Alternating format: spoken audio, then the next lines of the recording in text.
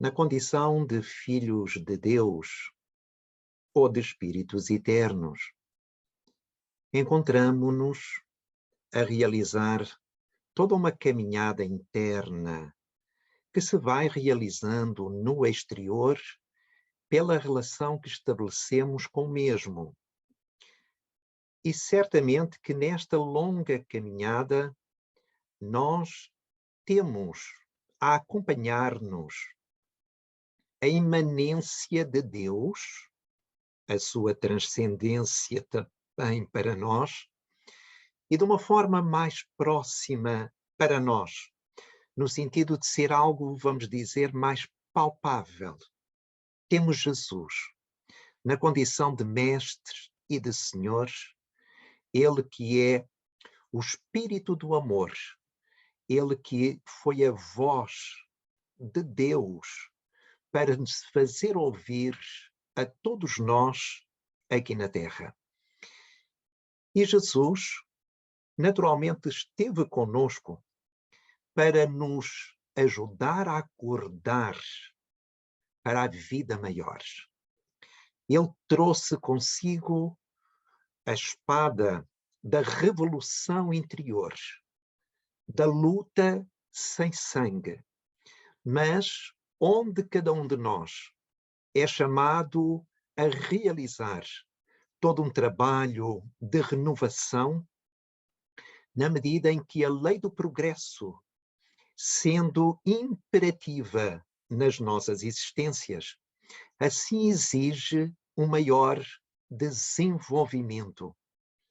E por esse motivo, o Cristo fez questão de vir ele próprio, em pessoa, trazer-nos a boa nova, falar-nos a respeito do reino de Deus e, ao mesmo tempo, lançar-lhe os seus fundamentos.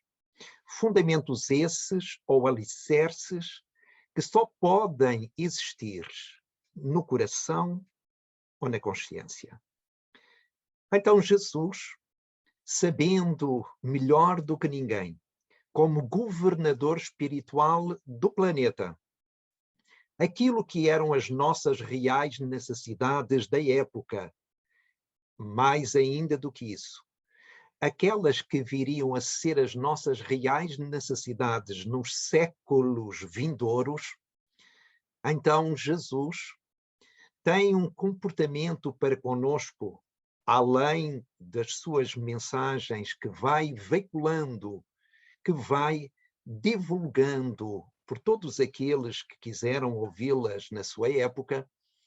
O mestre sempre procurou sensibilizar-nos para a necessidade de uma coerência por nossa parte no relacionamento com Deus. Naquela época, uma das observações que o Cristo não deixou de fazer foi precisamente chamar a atenção para a natureza hipócrita de muitos dos fariseus, homens ligados à parte religiosa, homens com determinados conhecimentos e que, sobre a vida sagrada, tinham comportamentos que não se ajustavam, não eram coerentes com esses mesmos ensinamentos.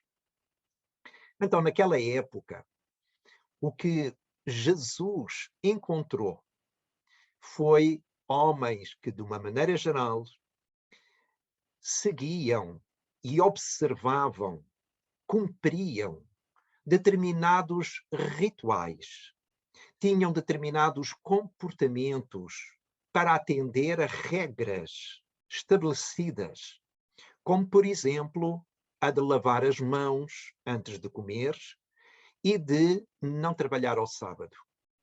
O que é certo é que Jesus veio dar uma lição de que não é o que entra pela boca que faz imundo o homem, mas sim aquilo que lhe sai da boca, porque disso está cheio o seu coração. E que o sábado foi criado para o homem, não o homem criado para o sábado. Então Jesus pensando de uma maneira totalmente diferente da época, mesmo nos dias de hoje, em relação a muita coisa. O que é certo é que o mestre da escola da vida veio abrir aqui um novo espaço na nossa forma de pensar, da nossa maneira de sentir, como nós olhávamos para a vida, como é que nós nos relacionávamos com Deus. E ele, certamente em plena sintonia com o Pai, chegando a afirmar: eu e o Pai somos um, ele em plena obediência aos desígnios do Criador, deixou-nos lições de vida eterna, que hoje, como estamos a fazer neste instante, elas servem de base para as nossas reflexões, para levarmos a cabo alguma análise, pensarmos um pouco a respeito da sua mensagem, agora à luz da doutrina consoladora. Para quê? Para que penetremos mais profundamente e de uma forma mais clara e inteligível aquilo que ele nos trouxe. Porque a partir do momento que o ser humano começa a compreender a mensagem do Cristo, começa também a assimilá-la e começa igualmente a aceitar aquilo que a vida lhe traz em todos os sentidos, na medida em que parte do princípio que tudo o que lhe acontece na vida é justo e é bom, porque Deus, sendo o Criador, é justo e bom infinitamente. Então o Mestre desafia-nos a segui-lo, ainda que através de uma proposta. Não vemos nunca Jesus a impor o que quer que seja, a forçar, na medida em que a vida não força ninguém, a vida também não quer nem gosta de ser forçada por ninguém, digamos assim. Então, de uma forma livre, espontânea, Jesus convida-nos a segui-lo. E para isso, ele pede que nós neguemos a nós mesmos, o que nós interpretamos com pondo de parte o nosso ego, aquilo que é ainda a nossa ilusão, o nosso falso eu. Pegarmos na cruz, isto é, assumirmos os desafios, as responsabilidades, tudo aquilo que a vida nos traz a nível de lições de aprendizagem, e então segui-lo. Mas para segui-lo, naturalmente, não bastará nós nos dizermos cristãos. É fundamental encontrarmos no Evangelho do Cristo um Evangelho do fazer e do viver. Não dá para ficar tão somente pelo pensar. É indispensável passarmos à ação, à prática. É fundamental nós operarmos no nosso mundo íntimo através de um contacto mais próximo com o nosso semelhante, para que as lições que ele nos deixou no Evangelho possam tornar-se lições vivas a nível da relação uns com os outros, onde possamos nos tornar seus instrumentos, refletindo o amor e a sabedoria do Criador, cada vez mais à semelhança do que ele igualmente refletiu quando conviveu conosco. Ora, todos nós, sem exceção, somos chamados à autoiluminação. Aliás, essa é uma necessidade básica da criatura humana. Autoiluminação. Haver um esclarecimento íntimo, uma autoeducação, é fundamental. Porquê? Porque só com essa autoiluminação, acendermos a luz em nós mesmos, fazermos essa luz brilhar, como disse Jesus, é que nós poderemos encontrar uma existência cada vez mais firmada na paz, na alegria e na felicidade genuínas. Em contrário a isto, nós continuaremos dominados pela ilusão provocada pelo ego, onde a nossa mente identificada com o mundo reflete esse ego, onde o orgulho, a vaidade e o egoísmo são três das ilusões significativas que tanto nos têm feito sofrer, mas como uma necessidade igualmente de aprendizagem, de desenvolvimento interior, para que despertemos, para que a alma abra os olhos, para que possa haver aqui este acordar para a vida real. Os nossos 5 sentidos só nos dão percepção daquilo que é material. Nós só conseguimos, através do corpo físico, captar o que está na mesma faixa de frequência do próprio corpo físico. É por isso que os nossos sentidos levam-nos para fora. Mas para nós podermos viajar para dentro, fazermos uma incursão, temos que nos valer dos sentidos da alma. Tudo aquilo que é de caráter invisível. Tudo aquilo que tem a ver com o interior.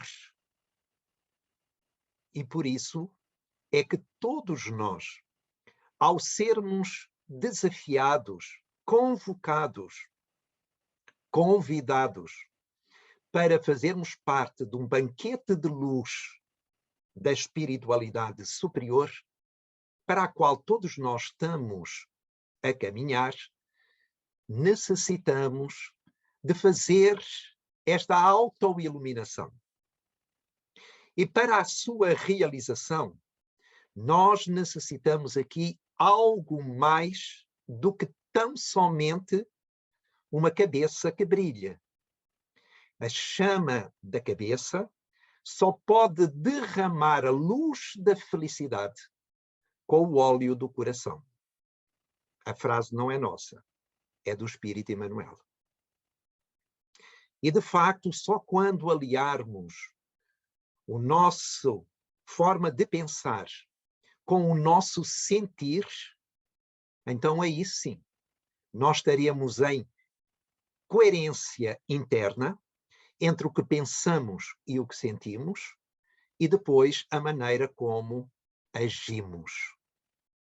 E só através da ação é que nós conseguiremos provocar reações que sejam equivalentes à nossa ação. Quando a nossa ação é filha do amor, quando ela é filha de um interesse coletivo, de um bem geral, quando se procura cooperar para um bem maior aqui na relação uns com os outros, então nós vamos nos iluminando. Porque o bem é luz, à semelhança do mal, que é sombra, morte, e a luz, vida. E vida em abundância, como aquela que Jesus igualmente nos trouxe. Então o mestre da escola da vida Ele deixou bem claro que não nos é suficiente continuar a pautar a nossa vida tão somente por determinados rótulos, por determinadas regras a nível de comportamento exterior. A ritualística, seja ela qual for, merece-nos todo o respeito. Mas enquanto estivermos na ritualística, nós estamos no exterior. Precisamos de ir para além da mesma, para que a nossa dimensão saia da forma para entrar no conteúdo, na substância, para que entre na essência, para que possamos ir ao espírito da coisa, vamos assim dizer. Vamos à origem, vamos às causas. E todos nós somos agentes causais na própria vida. Aquilo que é a nossa vida, na maneira como ela se nos apresenta, em todas as áreas, não é mais do que um reflexo daquilo que nós somos. O exterior sempre é um retrato ou uma imagem do nosso interior. Por isso, nós encontramos dentro da doutrina espírita o esclarecimento fundamental para nos retirar, por exemplo, da superstição. São muitas as pessoas que, estando a viver num século XXI, acreditam, têm uma crença muito forte de que nas nossas vidas existe a sorte e o azar.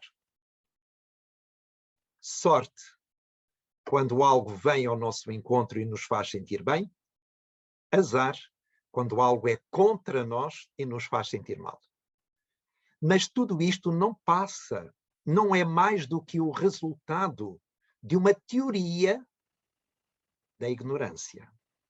Desconhecendo as causas que estão por detrás destes efeitos, nós chamamos sorte e azar.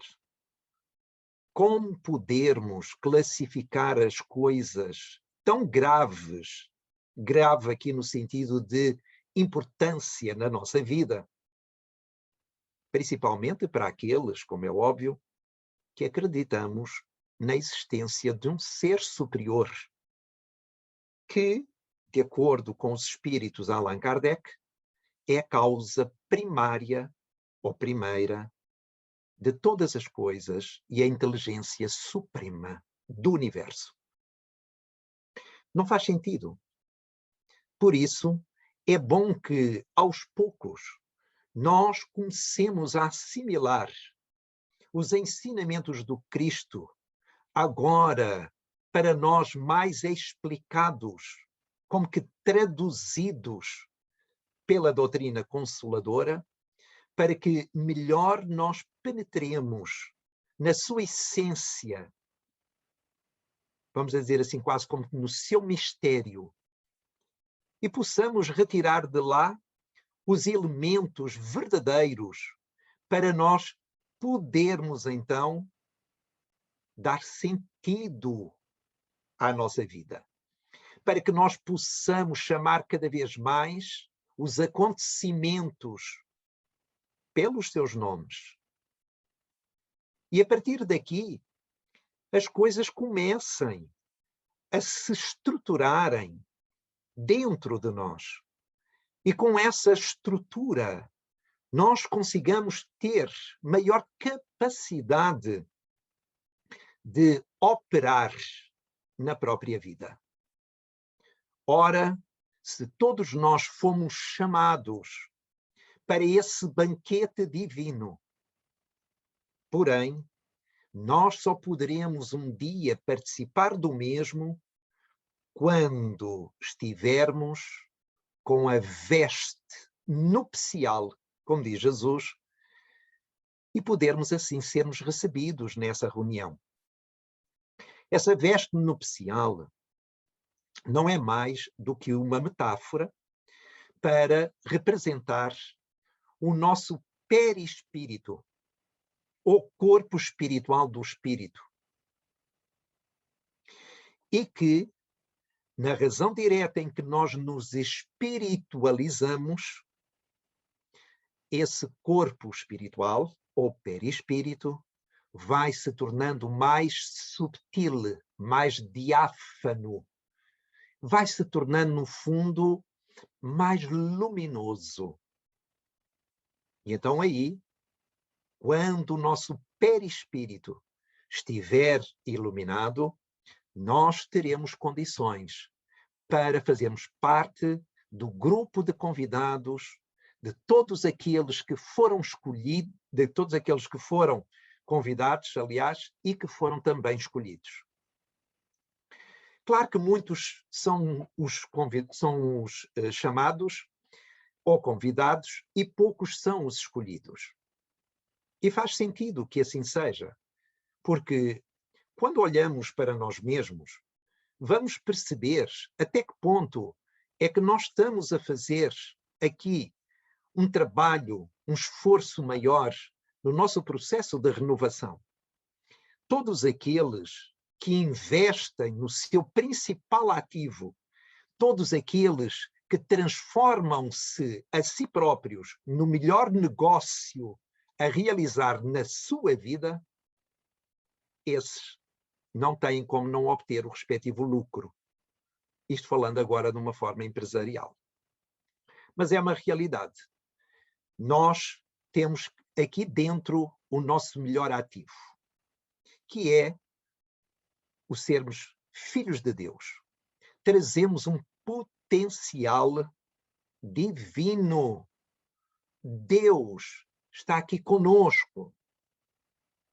Está lá fora, porque Deus está em toda a parte. Mas está aqui conosco. Torná-lo sócio deste nosso empreendimento espiritual é uma opção nossa. Quanto mais nós fizermos com que Deus seja esse nosso sócio e participe ativamente da nossa vida, então a nossa empresa, ou melhor, a nossa vida, irá ter sucesso. Haverá lucro. Mas esse lucro, esse sucesso, não é exclusivo para nós.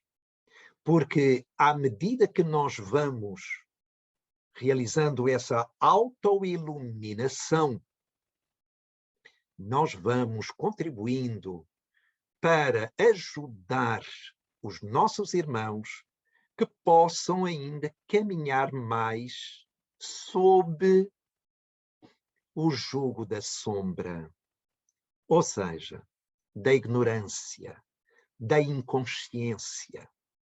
Por isso é que os desafios são realmente dirigidos a todos, pelo menos aqueles que já temos minimamente um olhar a respeito da vida espiritual, que já levamos em consideração a pertinência da vida para além da matéria, da vida física.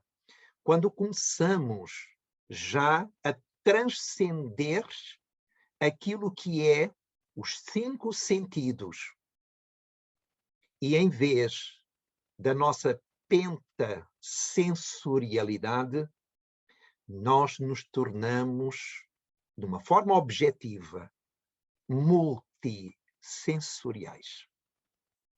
Onde a alma traz aqui os seus sentidos, a sua sensibilidade, para concorrer, no bom sentido, com a aprendizagem, o trabalho, o serviço, o amar, o aprender, onde tudo se conjugue para que leve ao verbo ser.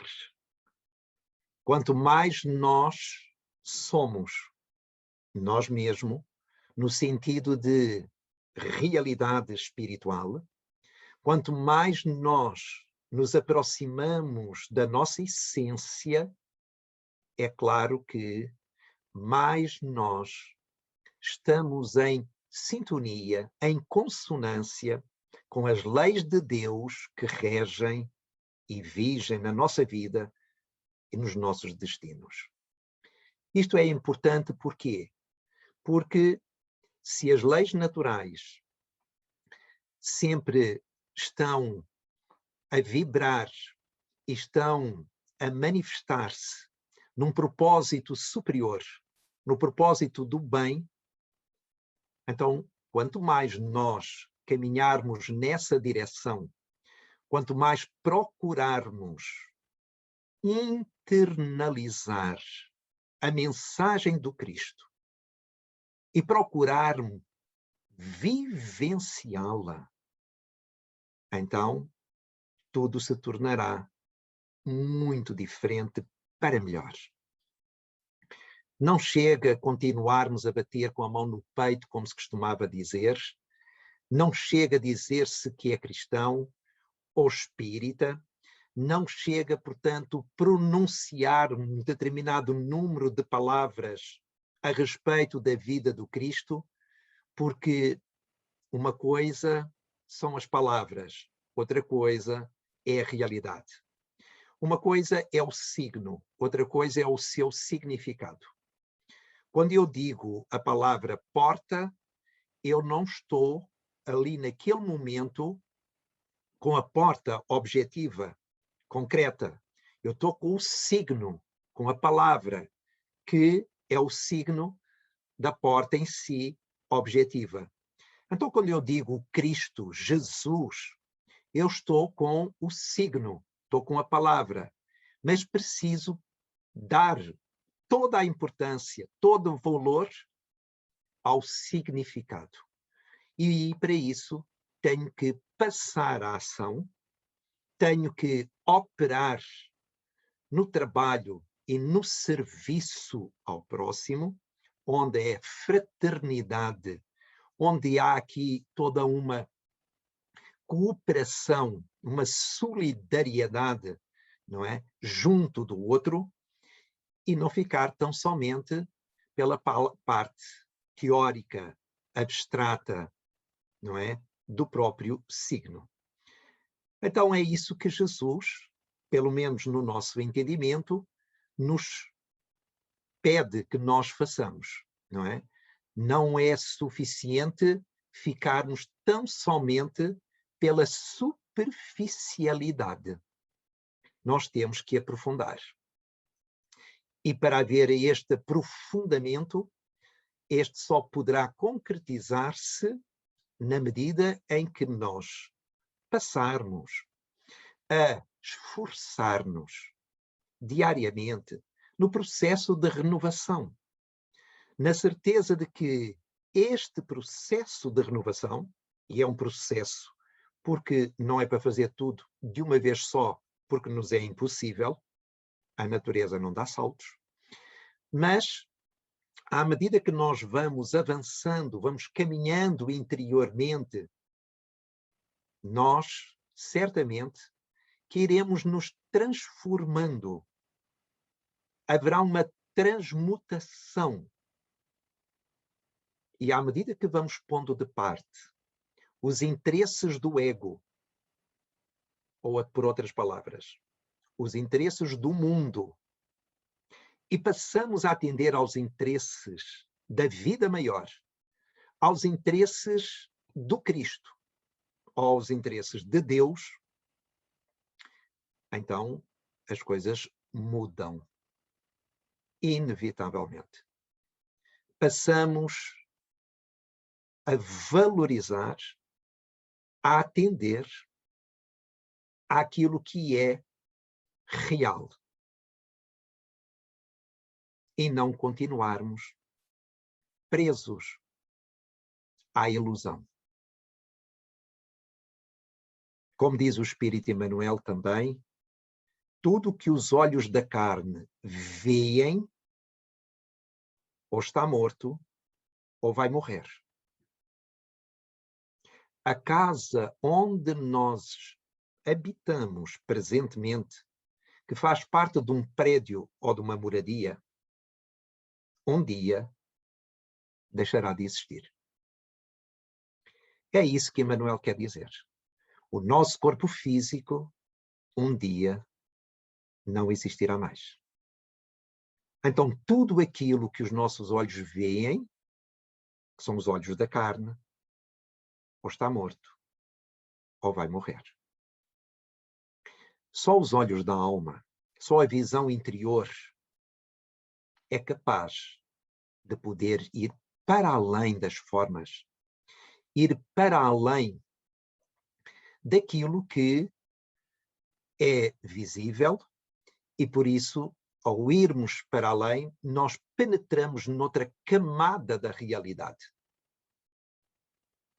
E é essa outra camada da realidade que é fundamental e que os nossos 5 sentidos não conseguem registar.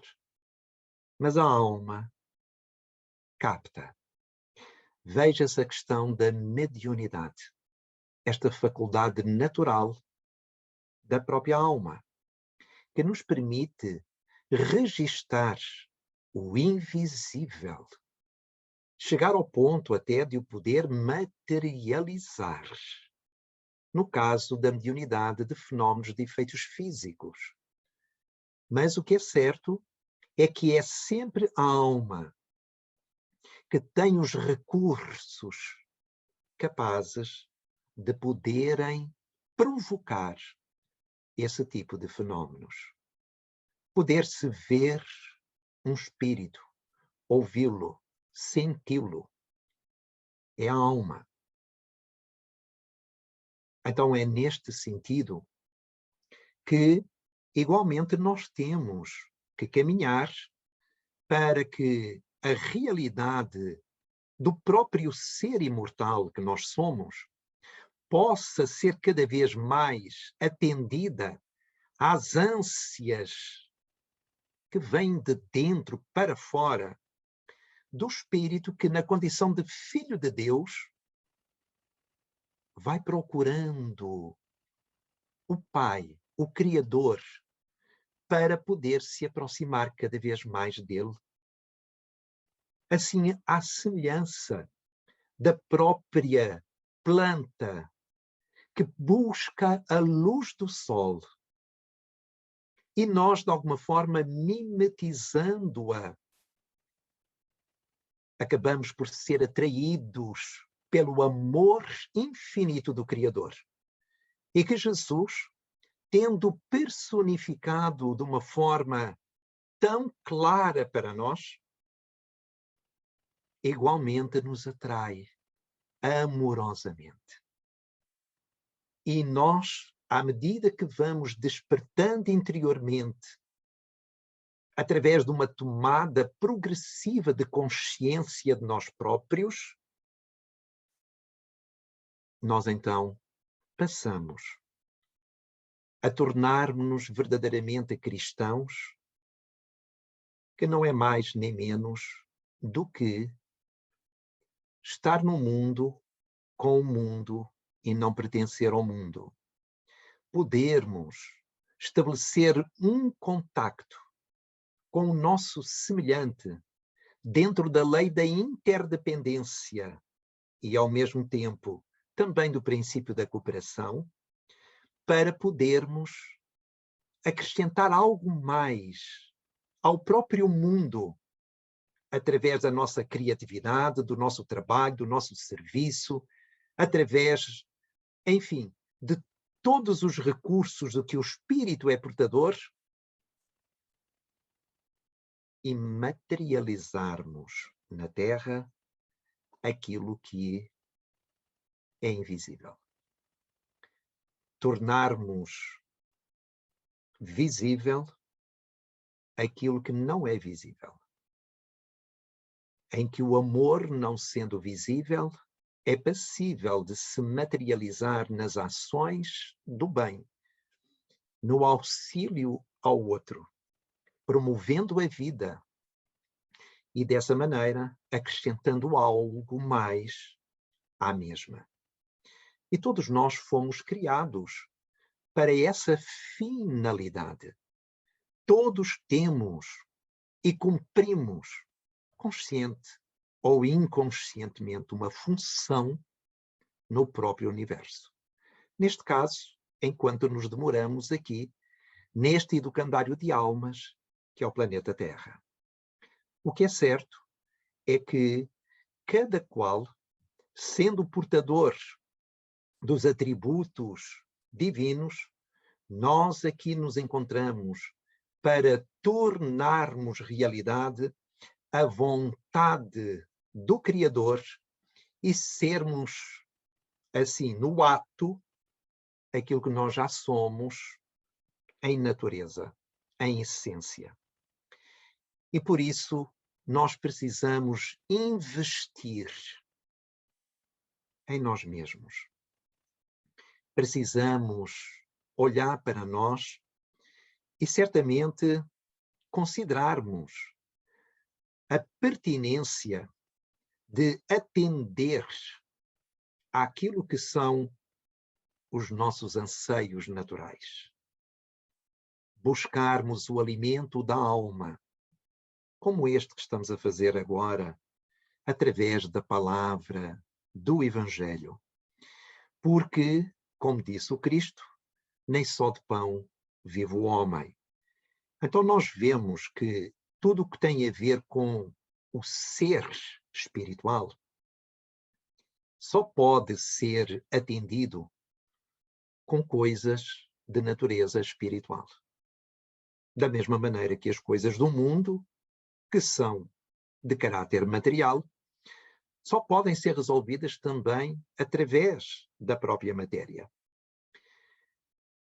O importante aqui mesmo é nós considerarmos que não é suficiente, e o Cristo deixou isso bem claro, fazermos de conta, querermos de alguma forma enganarmos-nos de que, pronunciando certas palavras, fazendo X número de orações, indo ao templo, à igreja, ao centro espírita, uma vez por semana, e cumprirmos assim como que um ritual, que isso nos irá ser suficiente para fazermos parte do grupo dos escolhidos.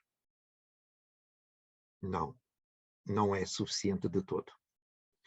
O importante aqui mesmo é atendermos aos imperativos do bem, onde possamos nos tornar instrumentos da vontade de Deus e, como seus filhos, dentro das possibilidades de cada um, então podermos trabalhar, podermos ir ao encontro dos demais, fazermos algo para além daquilo que é comum, e tudo isto sabemos que é bastante desafiador para cada um. Todavia, nós temos não só o roteiro bem delineado para podermos saber por que caminho vamos seguir, como também temos amigos queridos deste e do outro lado da vida, a nível físico e espiritual, que muito nos amam e que certamente são atraídos para junto de nós de acordo com a nossa forma de pensar e de sentir, com a nossa forma de estar na vida, e que esses mesmos amigos, em nome de Deus, nos sustentam, nos fortalecem, inspiram-nos, estendem-nos a mão, orientam-nos. Porque, no fundo, estes mesmos amigos são para nós essa mesma cooperação. Enquanto que os outros, que nos trazem os desafios, os adversários, esses formam os testes que nós precisamos na escola da vida para darmos resposta. Então, posto tudo isto, certamente, talvez fique agora um pouco mais fácil de perceber esta mensagem de Jesus, quando ele nos diz que são muitos os chamados, mas são poucos os escolhidos. Desde sempre, nós temos sido objeto de uma solicitude divina permanente. E, portanto, não existe ninguém que esteja excluído deste amor divino, deste seu auxílio. Mas aqueles que vamos despertando interiormente para essa realidade e a buscamos voluntariamente, desenvolvendo aqui vários exercícios, vários comportamentos que vão mais nessa direção, então, certamente que mais rapidamente lá chegaremos e que faremos tudo para que as coisas possam se dar.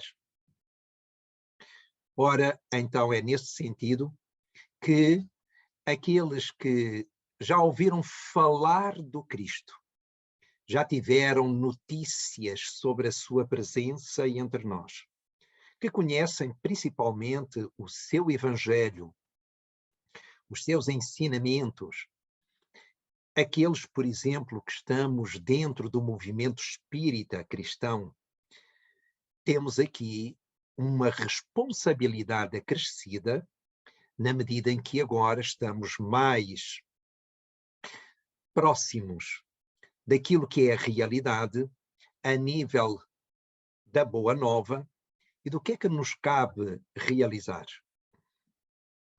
Quando nós passamos a operar nesse sentido, é óbvio que as coisas passam a fluir e passam a transformar-se dentro do que são os princípios superiores da própria lei natural e que sempre querem o melhor de todos nós.